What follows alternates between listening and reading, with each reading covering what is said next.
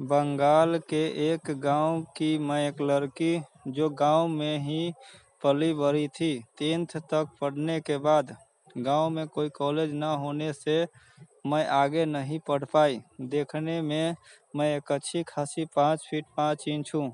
मेरा एक जैसा बदन और सांवला रंग देखकर आज भी गांव या शहर के लड़के मुझ पर फिदा हो जाते हैं, क्योंकि मैं 25 साल की कुंवारी हूँ।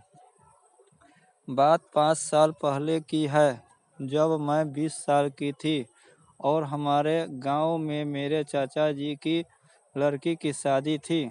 सभी लोग बड़े ही खुश थे। चाचा चाची, ताऊ ताई, मेरे माँ बाप सभी लोग उत्साहित थे। शादी का दिन भी करीब आ रहा था और हम सभी की शादी की तैयारियां जोर शोर से चल रही थी। शादी वाले दिन मैं सज धज कर तैयार थी। बारात भी आने वाली थी और हम सब गेट पर लड़के वालों का इंतजार करने लगे। बारात आई और उनमें से एक लड़का जो कि चिकना लग रहा था और मुझे बार बार देख रहा था। अच्छा लगा। मैंने उस लड़के को कोई भाव नहीं दिए, अपने और काम में लग गई। शाम के 9 बज चुके थे और लड़के वाले अपना खाना पीना कर रहे थे कि वही चिकना लड़का मेरे पास आया और बोला कि मैं आज बहुत सुंदर लग रही हूँ। मैं शर्मा गई और छत पर चली गई। मेरे दिल में कुछ अरमान तो थे ही कि मैंने उस चिकने लड़के को इशारा करके ऊपर बुला लिया और अब हम दोनों बात करने लगे। चाचा चाची, ताऊ ताई और अपने माँ बाप को व्यस्त देखकर हम दोनों गांव के लोगों की नज़र बचाकर शादी के पंडाल से बाहर आ गए। मुझे वो लड़का अच्छा लग रहा था। वो लड़का दूल्हे का चचेरा भाई था और 23-24 साल का था।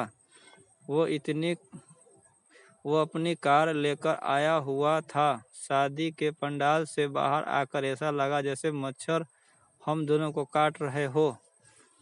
तभी उसने मुझे कार में चलने को कहा।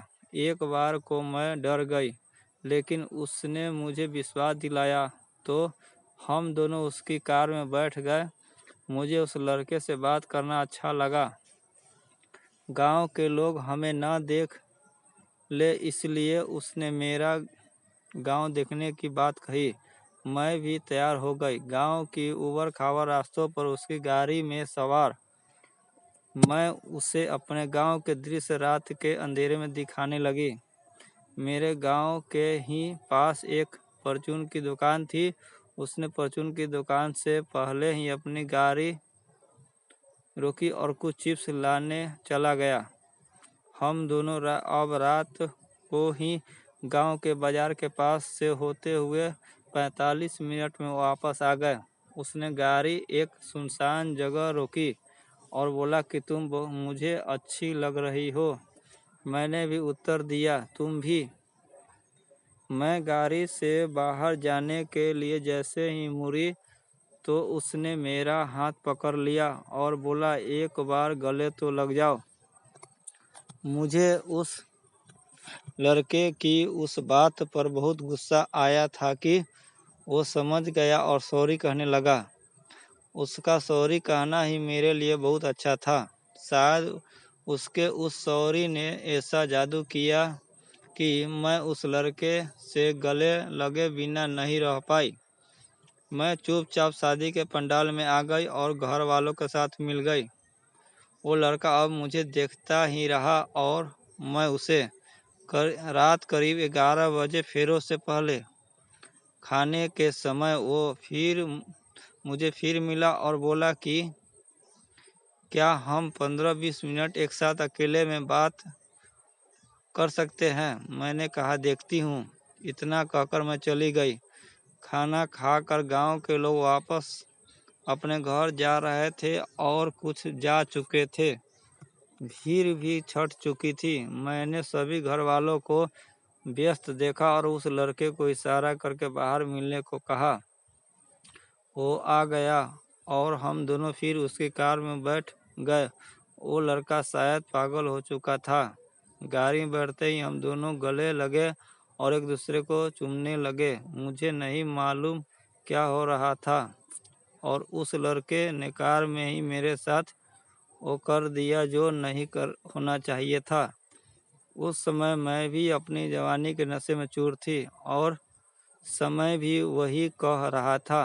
मैंने उस समय का आनंद तो लिया, लेकिन वो लड़का मुझे उसके बाद कभी नहीं मिल पाया। उसने झूठ बोला था कि वो मेरी चचेरी बहन के पति का चचेरा भाई है। मैं लूट चुकी थी और किसी से इस बात का जिक्र भी नहीं कर सकती हूँ। मैं आज भी अकेली हूँ और एक ऐसे इंसान को जो मुझे समझ सके प्यार करना चाहती हूँ। इस कहानी से हमें सबक लेना चाहिए कि कभी भी अनजान आदमी पर आंख बंद करके विश्वास नहीं करना चाहिए। वीडियो पसंद आया हो तो लाइक और सब्सक्राइब करें। धन्यवाद।